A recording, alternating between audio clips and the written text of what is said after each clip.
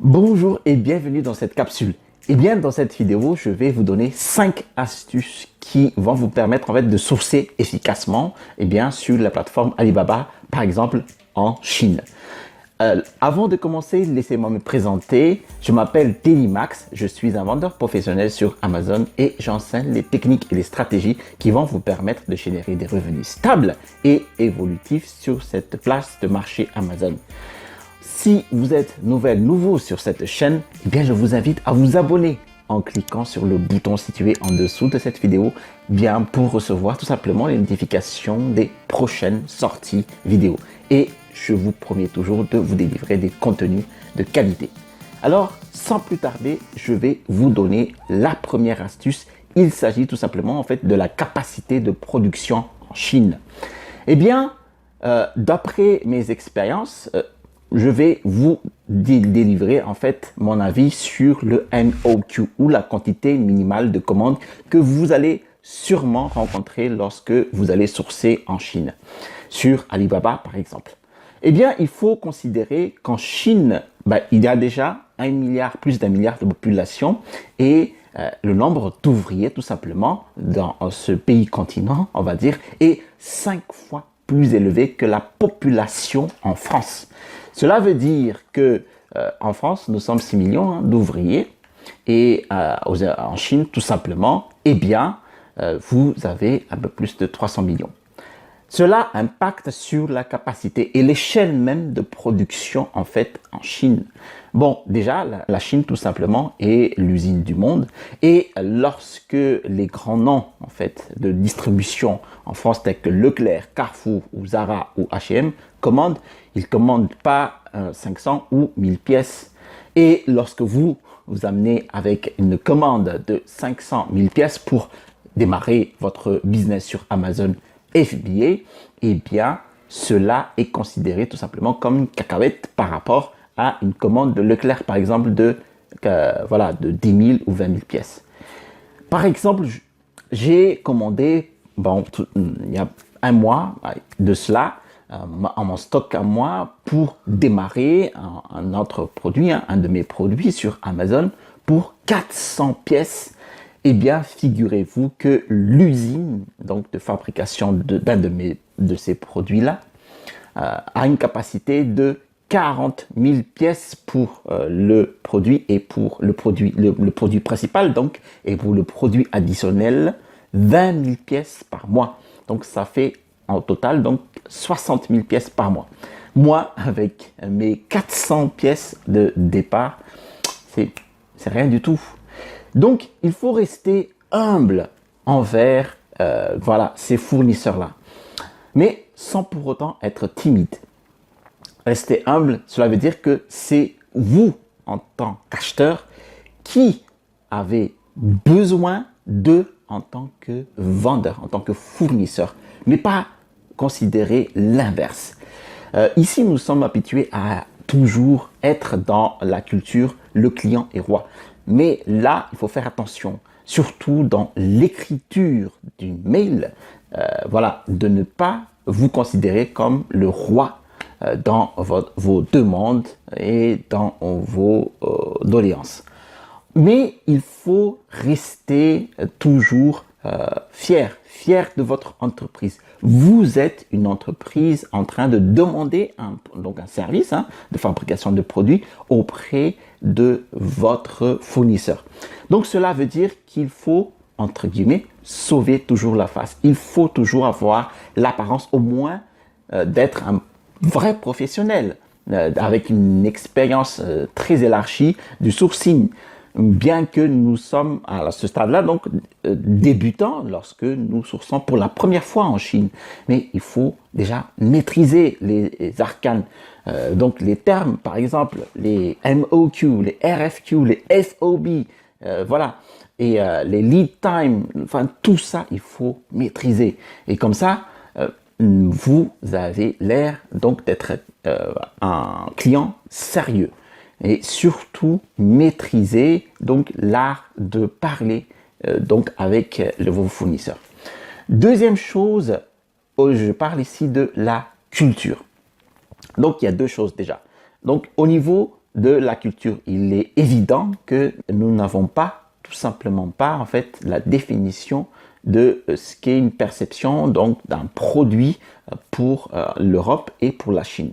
Nous privilégions plutôt ici, en fait, l'esthétique d'abord et tout ce qui est visuel avant le fonctionnel et la praticité et tout ce qui vient avec. Et c'est le contraire en Chine. Voilà. Par exemple, pour un Chinois, hein, lorsque on lui demande donc de vous fournir un tapis de yoga, eh bien, ce tapis de yoga, dès on peut faire du yoga dessus, c'est bon. Peu importe s'il est mince, peu importe s'il lisse, peu importe eh bien s'il est de couleur verte, c'est bon tant que l'on peut faire du yoga, voilà.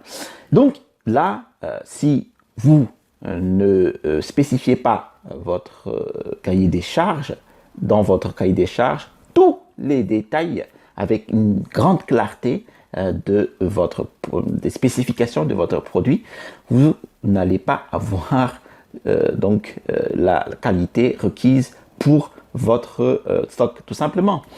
Par exemple, lorsque vous mettez dans votre cahier des charges un tapis, vous voulez un tapis de yoga antidérapant, il faut bien spécifier pour vous ce que c'est qu'un tapis de yoga antidérapant. Et bien spécifier, par exemple, de ne mettre qu'une seule couleur ou deux couleurs, et bien spécifier la couleur. Par exemple, vous voulez du rouge et du noir, vous mettez expressément rouge et noir. Vous mettez expressément la quantité de matériaux qu'il vous faut pour construire votre tapis de yoga. Voilà. Donc, il faut vraiment de la clarté. Et ça me ramène en fait à la deuxième volet de la culture en fait. Il s'agit de la langue. Eh bien, les Chinois apprennent effectivement l'anglais lorsqu'ils veulent converser à l'international. Donc, ils veulent converser avec des professionnels venant de tous horizons. Mais ça reste en fait un anglais professionnel. La langue anglaise n'est pas la langue maternelle en Chine.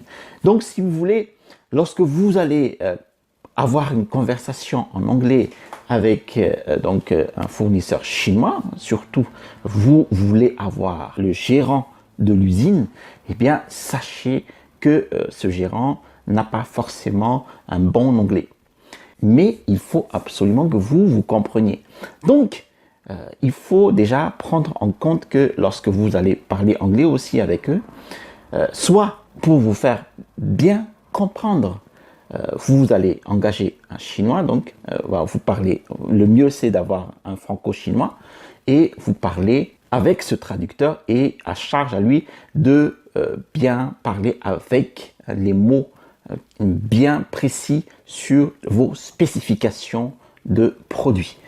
Comme ça, il n'y aura pas de défaut, tout simplement, lorsque vous allez commander, vous allez avoir les commandes chez vous. Troisième chose, au niveau du MOQ, ou le Minimum Order Quantity. Eh bien, lorsque le fournisseur met ici sur les plateformes d'Alibaba ce fameux chiffre du MOQ, cela veut dire qu'en dessous de ce MOQ, le deal tout simplement n'est pas intéressant ni pour vous ni pour la société. Par exemple, s'il met un MOQ de 500 unités, bon, cela veut dire que en dessous, si vous voulez avoir tout simplement 100 unités, eh bien, vous risquez tout simplement, par exemple, d'avoir donc un produit soit de faible qualité parce que ils vont le faire gérer par une société ou sous-traité par une autre société, une petite société. Voilà, il ne le dit pas, hein, tout simplement.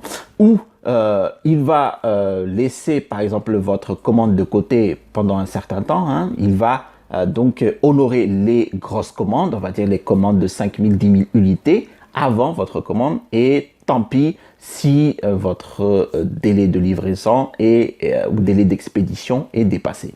Voilà. Donc, il y a aussi un autre souci lorsque vous voulez diminuer donc le MOQ, c'est que vous n'allez pas avoir des réductions sur le prix unitaire et surtout les délais, les coûts de livraison. Parce que vous allez devoir donc faire expédier donc de façon séquentielle en fait votre stock et vous allez avoir des surcoûts au niveau de livraison. Ensuite, quatrième point, c'est au niveau des normes et au niveau des marquages. Alors, ceci est très important, les gars. Lorsque vous apportez du stock ici dans l'Union européenne, eh bien, il est vraiment obligatoire d'avoir, par exemple, les normes et le marquage nécessaire pour l'importation.